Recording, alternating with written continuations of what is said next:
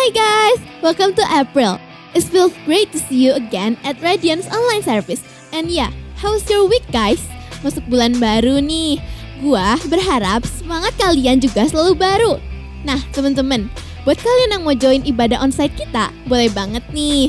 Di setiap hari Minggu pukul 8.30 dan pukul 10 pagi di Pasir Koja 58 atau setiap pukul 9 pagi di Satelit Bandung Utara dan Kopo. Khususnya minggu depan, kita akan merayakan ibadah Jumat Agung dan Minggu Paskah di Pasir Koja 58. Untuk info detailnya, kalian bisa lihat info berikut. So, don't miss it guys. See you there. Sekarang gue mau ngajak kalian untuk memberikan persembahan bagi Tuhan. Kalian bisa scan QR Code berikut ini, atau bisa juga via transfer ke nomor rekening yang ada di layar kalian. Selamat memberi. Yuk, siapin posisi terbaik kalian. Dan jangan lupa siapin roti dan anggur perjamuan juga. Karena sebentar kita akan melakukan perjamuan kudus. Enjoy the service.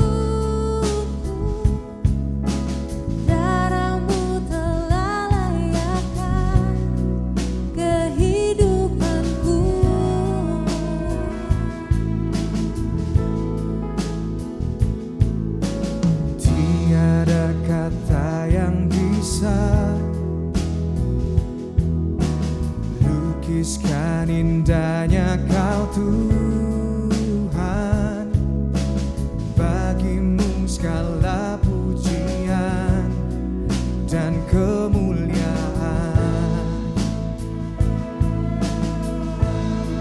Ku tinggikan Engkau Tuhan, melebihi segalanya. Lebih dalam ku menyembah, di dalam roh dan kebenaran selamanya.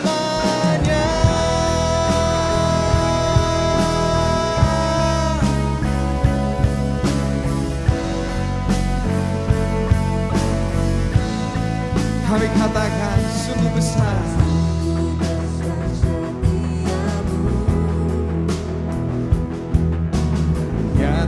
di sepanjang hidupku, darahmu telah layakkan kehidupanku. Tiada kata yang bisa, tiada kata yang bisa lukiskan indahnya Kau Tuhan, bagimu segala pujian dan kemuliaan. Oh, oh, oh.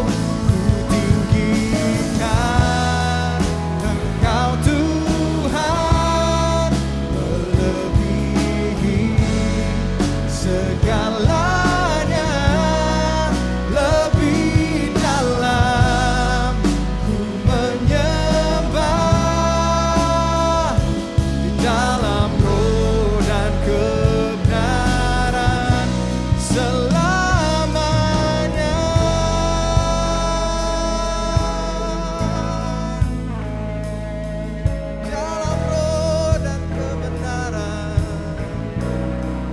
Oh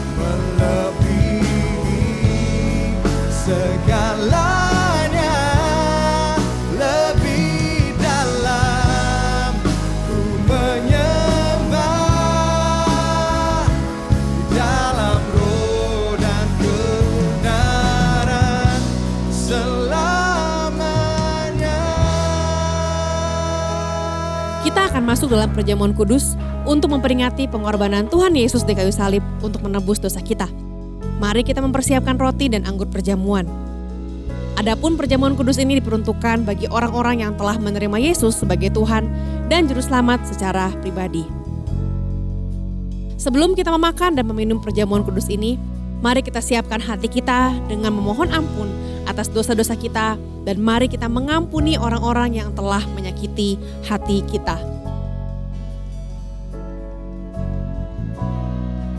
Sebab apa yang telah kuteruskan kepadamu telah aku terima dari Tuhan, yaitu bahwa Tuhan Yesus pada malam waktu ia diserahkan, mengambil roti dan mengucap syukur atasnya. Ia memecah-mecahkannya dan berkata, "Inilah tubuhku yang diserahkan bagi kamu.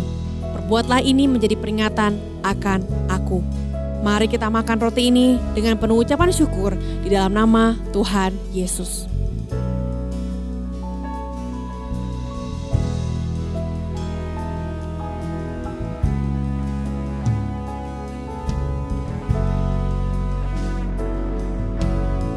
Demikian juga ia mengambil cawan sesudah makan, lalu berkata, "Cawan ini adalah perjanjian baru yang dimeteraikan oleh darahku. Perbuatlah ini setiap kali kamu meminumnya menjadi peringatan akan aku. Sebab setiap kali kamu makan roti ini dan minum cawan ini, kamu memberitakan kematian Tuhan sampai ia datang." Mari kita minum anggur ini dengan penuh ucapan syukur karena kasih Allah yang sangat besar yang dinyatakan bagi kita.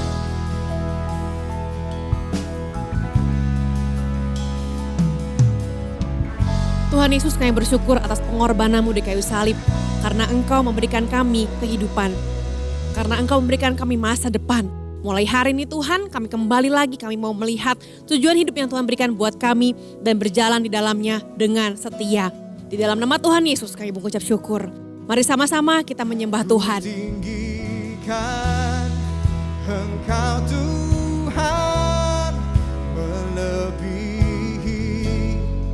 segalanya, lebih dalam ku menyembah, di dalam roh ku tinggikan Engkau Tuhan, melebihi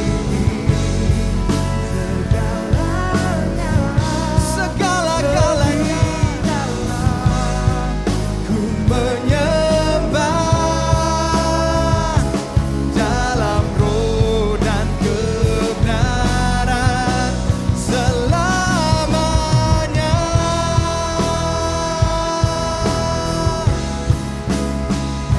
Di dalam roh dan kebenaran selamanya.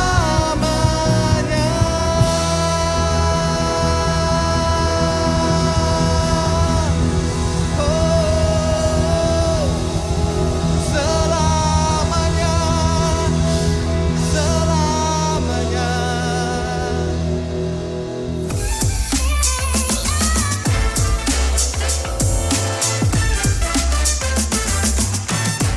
Hello students, welcome to Radiance Online Service. Ibadah online untuk pelajar SMP dan SMA. Kita hari ini memasuki bulan April yang pastinya padat banget. Di mana teman-teman kelas 12, kelas 9, dan kelas 6 secara bergantian akan menghadapi atau sedang menghadapi ujian akhir. Saya mau katakan tetap semangat dan serahkan semua hasil usahamu kepada Tuhan. Mari kita berdoa. Tuhan Yesus, kami mau datang kepada Tuhan dan di tengah-tengah kepadatan kegiatan di sekolah, di tengah-tengah kesibukan kami minta kekuatan yang daripada Roh Kudus sehingga apapun yang kami kerjakan, kami mengandalkan kekuatan dari Tuhan. Kami ingin terus mengingat Engkau dalam setiap apapun yang kami kerjakan. Di dalam nama Tuhan Yesus kami berdoa, amin. Saya mau menyapa teman-teman yang masih SMP di tempat ini. Siapa aja nih yang SMP nih sekarang? Lalu, wah banyak juga ya. Teman-teman yang sekarang ini SMA, ada berapa banyak teman-teman SMA yang mengikuti ibadah pelajar Radiance hari ini? Kelihatannya teman-teman SMP dan SMA cukup banyak dan pasti kamu sudah melewati ada banyak jenjang dalam sekolah kamu. Selama kamu masuk sekolah dari TK sampai sekarang ada yang namanya aturan sekolah atau school rules ya. Seperti misalnya tentang seragam, tentang jam masuk sekolah, jam istirahat, dan lain-lain. Beda sekolah, beda jenjang, beda lagi aturannya. Dan kalau SMP mungkin kalian masuk jam 7.30. Waktu SMA kalian masuk jam 6.30. Berbeda-beda. Kalau pindah sekolah dari SD ke SMP, ada jam yang beda lagi dan semuanya tergantung dari di mana kamu sekolah dan kamu kelas berapa. Di sini siapa nih yang suka banget sama namanya aturan? Wah Kak, aku cinta aturan. Aku sangat mematuhi peraturan. Ada? Ada yang suka, ada yang tidak ya. Sebetulnya aturan ada buat apa sih? Ada yang bilang katanya aturan ada untuk dilanggar. Wah, bener nggak nih menurut teman-teman? Tentu salah ya. Kalau ada aturan, tentu itu untuk membantu kita supaya kita bisa belajar dengan maksimal. Coba bayangkan, kalau nggak ada jam masuk sekolah yang tetap, semua bebas keluar masuk sekolah, keluar masuk kelas kapan aja, jam berapa aja, pakai baju apa aja terserah, mau ngapain aja bebas. Tentu akan terjadi kekacauan dan akhirnya akan saling mengganggu satu sama lain. Tapi kalau sampai aturan yang dibuat itu bukan membantu, malah merugikan warga sekolah, itu akhirnya jadi aturan yang berlebihan.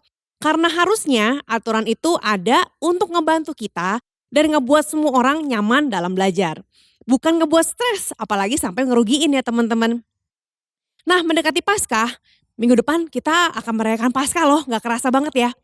Kita mau belajar ada kata-kata terakhir yang Yesus ucapkan di kayu salib. Biasanya kata-kata terakhir yang diucapkan seseorang sebelum dia meninggal dunia itu adalah kata-kata yang sangat penting yang mungkin sebelumnya gak sempat keomongin. Jadi ini adalah hal yang final, yang wah udah gak ada waktu lagi nih harus diucapin. Nah sesaat sebelum Yesus menghembuskan nafas terakhirnya di kayu salib, ada satu kalimat yang dia ucapkan. Tertulis di Yohanes 19 ayat 30, Yesus mengatakan, sudah selesai. Di saat terakhir hidupnya, Yesus tahu bahwa hidupnya dan pekerjaannya sudah beres, sudah selesai. It is finished. Dia sudah memenuhi tujuan kenapa dia turun ke dunia. Yesus tahu bahwa manusia ini tertekan dengan ajaran-ajaran hukum Taurat yang mengatakan satu harus begini, harus begitu, harus A, B, C, D, terlalu banyak sampai akhirnya manusia gak mampu lagi untuk melakukannya. Hukum Taurat itu harusnya seperti aturan di sekolah yang ngebantu agar suasana sekolah jadi nyaman dan teratur. Tapi kalau sampai di satu titik hukum Taurat itu malah membebani manusia, Tuhan Yesus tahu bahwa itu adalah hal yang tidak mampu ditanggung oleh kita. Para imam di zaman itu memerintahkan agar orang-orang patuh pada hukum. Tapi para imam malah tidak melakukan hukum tersebut. Hukum itu menjadi sesuatu yang berat. Aturan itu menjadi beban bagi manusia. Bukan lagi membawa sukacita dan membawa damai. Tidak ada yang suka dicengkeram oleh aturan. Rasanya capek gitu ngerjainnya. Nah ketika Yesus mengatakan sudah selesai atau it is finished. Itu bukan hanya berarti kalau ia akan menyelesaikan hidupnya.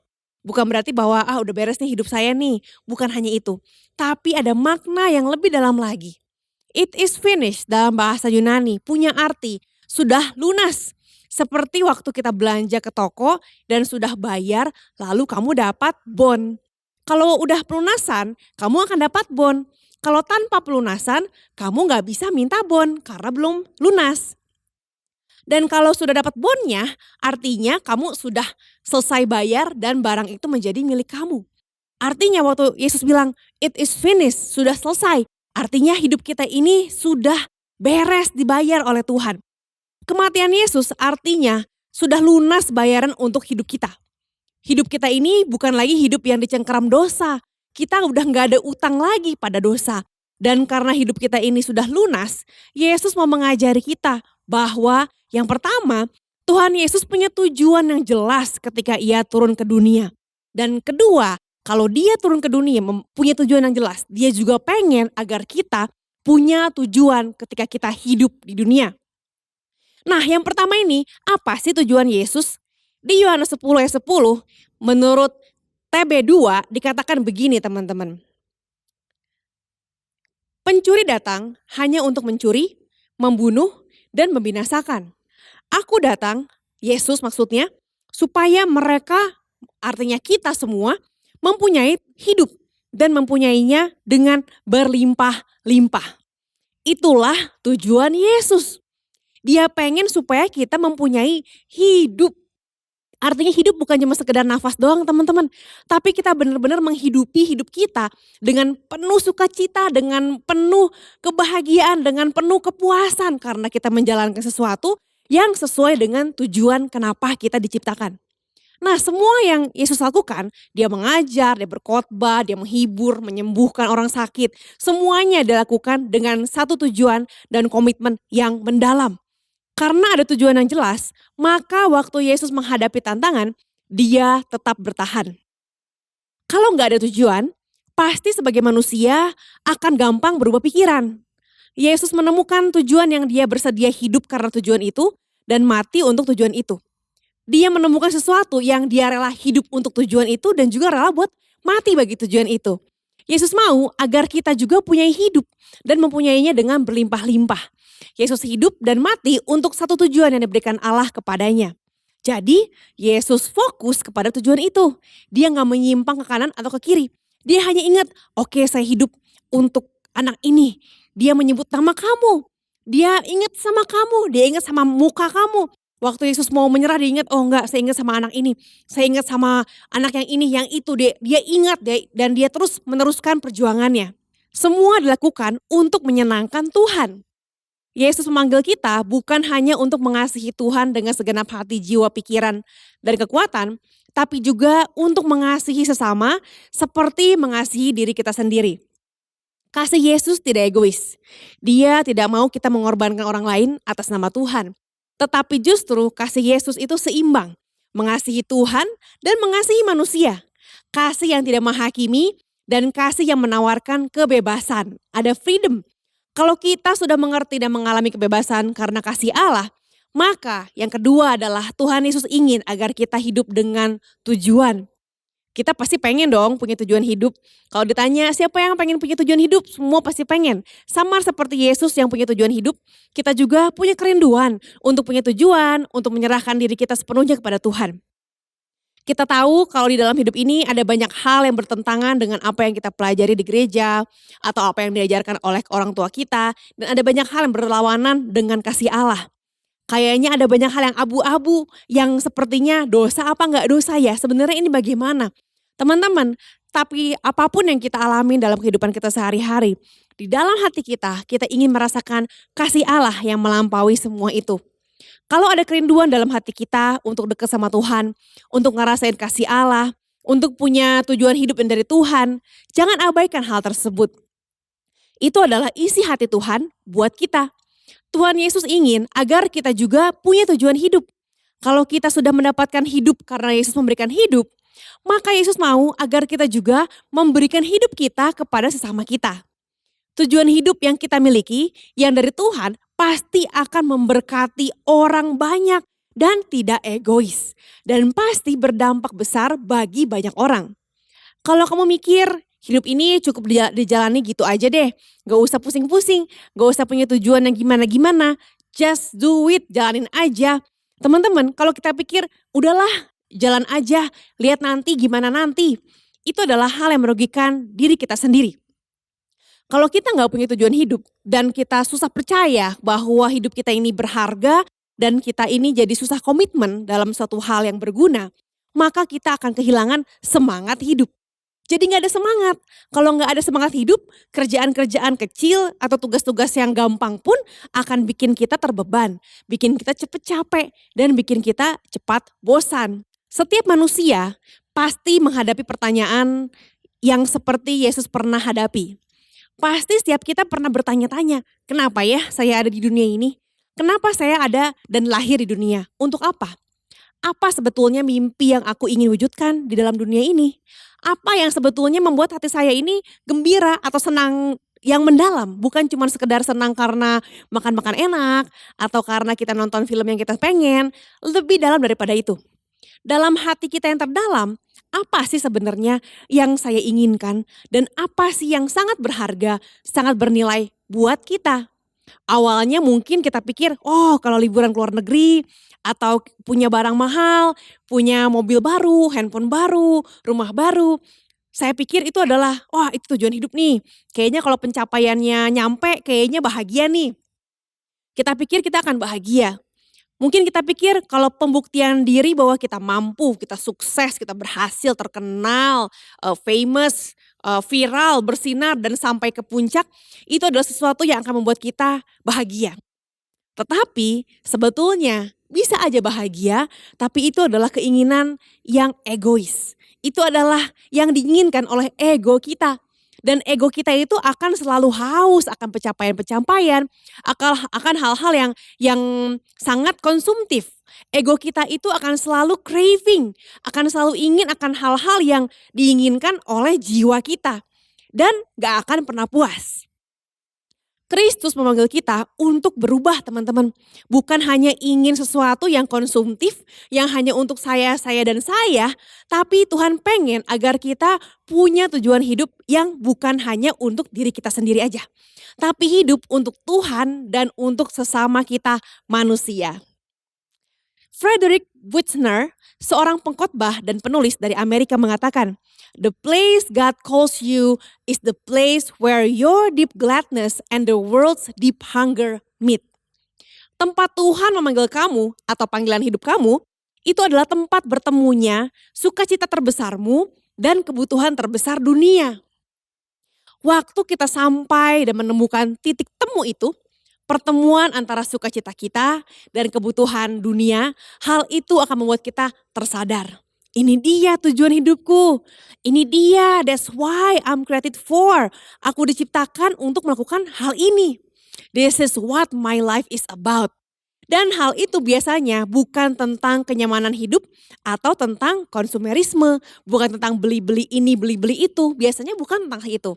Ada seorang peraih medali emas di Olimpiade bernama Eric Liddell.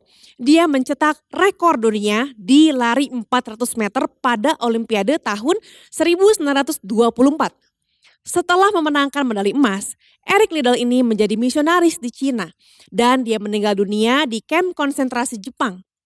Eric Liddell ini mengatakan bahwa medali emas ini dia persembahkan kepada Tuhan, dia dedikasikan kepada Tuhan. Dan dia bilang, kayak gini, waktu saya berlari, saya merasakan Tuhan disenangkan.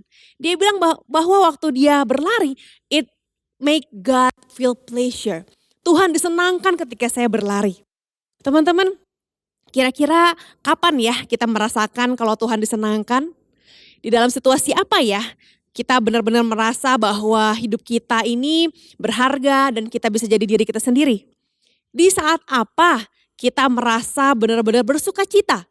Nah, jawaban kita ini bisa menjadi petunjuk untuk pekerjaan apa, profesi apa, dan visi apa yang Tuhan berikan buat kamu. Kita mungkin bukan pelari olimpiade ya, kita mungkin bukan seperti Eric Liddell tadi, tetapi Tuhan mau agar kita berlari-lari terus kepada tujuan yang sudah Tuhan sediakan bagi kita. Tuhan mau agar kita melakukan semua yang kita suka untuk menyenangkan Tuhan dan melakukannya dengan sukacita dan hati yang fokus kepada Tuhan aja. Nah, lalu gimana supaya kita bisa menemukan tujuan hidup yang dari Tuhan? Ada begitu banyak anak-anak remaja yang nanya, "Kak, gimana caranya supaya saya bisa dapat tujuan hidup yang dari Tuhan? Saya nanya Tuhan tapi gak dapat-dapat." Yang pertama, find. Yang kedua, try. Yang ketiga, plan. Kamu bisa singkat FTP. Find, try, plan. Yang pertama, find. Temukan, coba cari. Kalau kamu gak mencari, kalau kamu cuma duduk diam, tentu gak ketemu. Jadi coba cari sesuatu yang memang kamu suka. Kalau katanya tujuan hidup kita ini yang dari Tuhan adalah sesuatu yang menjadi gladness kita. Jadi sukacita kita. Tentu kalau gitu bukan hal yang kamu benci, bukan hal yang kamu gak suka. Tentu kalau bagi saya melihat yang namanya hewan-hewan atau melihat sesuatu yang berbau makhluk hidup, yang berbau-bau kedokteran, saya gak suka. Tentu itu bukan bagian dari tujuan hidup saya. Karena Tuhan akan memberikan sesuatu yang kamu juga suka, yang kamu enjoy. Temukan, coba, find, temukan dulu. Oh kayaknya saya suka menulis nih. Atau seperti Eric Liddell tadi, dia menemukan sesuatu yang membuat dia happy ketika dia berlari. Mungkin kamu suka waktu kamu olahraga. Mungkin kamu suka waktu kamu ada di dalam lab kimia. lab fisika, atau waktu kamu sedang bernyanyi, menari, melukis. Temukan teman-teman. Kalau sudah ketemu, ada beberapa hal nih yang aku suka. Kalau udah ketemu, yang kedua adalah try. Coba teman-teman. Coba untuk lakukan sesuatu yang memang kamu suka. Kalau ada teman-teman yang suka mungkin, kayaknya saya suka untuk mengajari orang nih. Saya suka untuk membuat orang lain yang tadinya nggak ngerti menjadi paham. Coba untuk mengajar teman-teman sekelasmu. Coba untuk mengajar adikmu. Cobalah. Trial and error is okay. Mencoba lalu mungkin ada berhasilnya, ada gagalnya. Gak masalah. Coba di mana aja. Coba di pelayanan dalam gerejamu. Kalau diajak, hayu cobain pelayanan yuk. Pelayanan di mana? Cobalah sesuatu yang memang kamu suka. Mungkin kamu sukanya di belakang layar nih. Kamu suka untuk jadi operator. Operator multimedia, sound system, lighting. Atau kamu suka untuk mengatur layout di ruang ibadah. Atau kamu suka untuk mengajari teman-teman kamu bagaimana cara-cara untuk melakukan sesuatu. Try. Coba, kalau kamu gak nyoba, kamu gak akan tahu. Beranikan dirimu untuk mencoba. Gagal itu gak apa-apa, yang penting kamu sudah mencoba. Dan justru waktu kamu gagal, waktu kamu tahu, ini saya memang gak suka. Itu sebetulnya adalah sebuah keberhasilan. Kamu berhasil menemukan apa yang kamu tidak suka. Jadi kamu tidak akan tenggelam terlalu lama dalam hal yang kamu tidak suka. Setelah kamu mencoba, buatlah plan, rencana. Buat rencana agar kamu semakin hari semakin fasih, semakin jago, semakin advance dalam hal yang Tuhan percayakan untuk kamu. Atur langkah-langkah supaya kamu bisa mencapai visi yang Tuhan berikan untuk kamu. Dan waktu kamu tahu bahwa ini tujuan saya, ini yang saya ingin capai. Kamu bisa mengatur langkah, kamu bisa menyusun, saya mau ngambil kursus ini, saya mau mengambil kelas ini, saya mau belajar ini. Semuanya mengarah kepada tujuan Tuhan untuk kamu. Jadi kamu gak sporadis mencoba semua hal yang random dan beda-beda. Saya mau coba olahraga iya, mau coba biologi iya, semuanya dicoba. Akhirnya waktu habis dan tidak ketemu juga. Fine, try, plan. Coba dulu teman-teman, lalu setelah itu buat rencana. Kalau udah ketemu dan gak buat rencana, akhirnya ya sama-sama aja. Karena kamu akan ada di level yang situ-situ aja. Sedangkan Tuhan mau agar kita maksimal, maximize your life in Christ. Kalau kita sudah menemukan tujuan hidup kita, kalau kita sudah menemukan tujuan kenapa kita ada di dunia, teman-teman, kita tidak akan bisa menyelesaikan tugas kita sendirian. Kita gak mungkin mengatakan bahwa, saya sudah melakukan yang terbaik dan saya membuat perubahan di dunia ini. Teman-teman, Tuhan mau agar kita melakukan bagian kita. Tuhan Yesus mau agar kita nanti di akhir hidup kita mengatakan, sudah selesai. It is finished di akhir hidup kita. Dalam kata-kata Yesus, it is finished. Dia mau agar kita meminta Roh Kudus menunjukkan apa yang jadi kerinduan kita yang terdalam. Apa yang jadi tujuan hidup kita. Kita juga ditantang untuk melakukan hal-hal yang di luar batas kemampuan kita. Waktu kita masuk dalam rencana Tuhan, bukan kita yang akan menyelesaikan semuanya. Bukan dengan kekuatan kita, tapi bersama dengan Tuhan. Bagian kita adalah menemukan, find, try, and make a plan. Lakukan apa yang kita bisa. Kalau kita berusaha untuk melakukannya dengan kekuatan kita sendiri dan ingin bersinar sendiri tanpa bergantung pada anugerah dan kuasa Tuhan, cepat atau lambat, pekerjaan kita jadi penuh dengan keegoisan, jadi penuh dengan saya, dan saya. Akhirnya kita menjadi lelah, kita akan burn out. Kita harus tetap mengarahkan mata kita kepada Tuhan, mengarahkan mata kita kepada visi yang Tuhan berikan buat kita.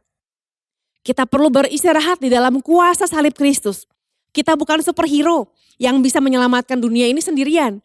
Hanya Yesus yang bisa menyelamatkan dunia dan hal itu sudah Ia lakukan di atas kayu salib. Waktu Ia mengatakan sudah selesai, kita bisa tenang, kita bisa bebas dari rasa gelisah. Ada kasih yang menemukan kita lewat kayu salib. Kasih itu membuat kita bisa bernafas lega, bisa merasa ringan. Karena ada kasih yang memberi kelegaan dan kekuatan. Teman-teman, siapa di sini yang sedang merasa berat?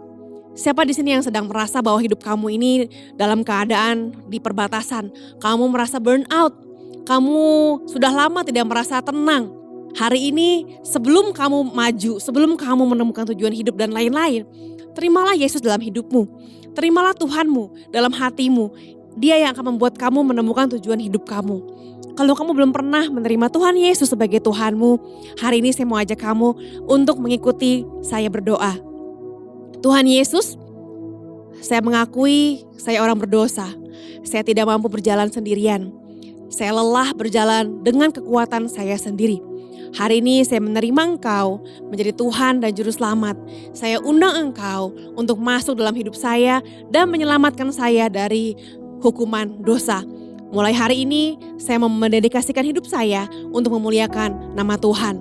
Jadilah Tuhanku dan Juru Selamatku di dalam nama Tuhan Yesus. Yang kedua, kalau kamu saat ini sedang dalam keadaan berbeban berat, ada beban yang berat dalam hatimu, entah beban dosa, entah beban karena ada tujuan-tujuan yang gak tercapai, atau tuntutan-tuntutan dari sekitarmu yang kamu gak bisa penuhi. Hari ini Tuhan sudah membuka tangannya dan mengatakan bahwa sini berikan bebanmu padaku. It is finished. Sudah selesai. Aku sudah menyelesaikan pengorbananku di kayu salib, kata Tuhan. Dan bagianmu adalah melakukan apa yang kamu bisa. Kalau kamu mau menyerahkan bebanmu kepada Tuhan, mari kita berdoa. Tuhan, hari ini aku serahkan bebanku ke dalam tangan Tuhan. Kau melihat beban teman-temanku Tuhan yang saat ini begitu berat menghimpit mereka, membuat mereka merasa frustasi, membuat mereka tidak mampu lagi berjalan. Hari ini Tuhan, aku berdoa Tuhan yang lepaskan mereka dari segala beban yang tidak seharusnya mereka tanggung di dalam nama Tuhan Yesus. Biar semua beban palsu itu Tuhan angkat dan hari ini mereka menanggung beban yang daripada Allah. Beban yang enak dan ringan karena Engkau berfirman bahwa kuk yang Kau pasang itu enak dan beban yang daripada Tuhan itu ringan. Kami terima beban yang daripada Tuhan dan kami mau melangkah dengan tujuan dan visi yang sesuai dengan apa yang Tuhan mau. Kami mau berserah kepada rencana Tuhan. Kami mau berserah kepada visi yang daripada Tuhan. Kami mau berhenti untuk menjalankan hal-hal yang egois yang hanya berpusat kepada diri kami sendiri. Biar semuanya memuliakan nama Tuhan. Jemaat Allah saat ini terimalah berkat Allah dalam nama Bapa, Putra dan Roh Kudus. Biar berkat Allah yang menjadikan engkau berhasil dalam segala hal.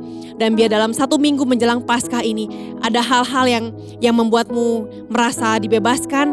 Karena Tuhan mati di kayu salib untuk memberikan engkau kemerdekaan. Terimalah berkat Allah. Hanya dalam nama Tuhan Yesus kami berdoa. Amin. Teman-teman, kalau kamu masih perlu didoakan, kamu bisa scan QR code di bawah ini dan kamu bisa minta didoakan karena ada pendoa yang siap untuk mendoakan kalian. Sampai jumpa di ibadah Paskah minggu depan and have a nice weekend. God bless you.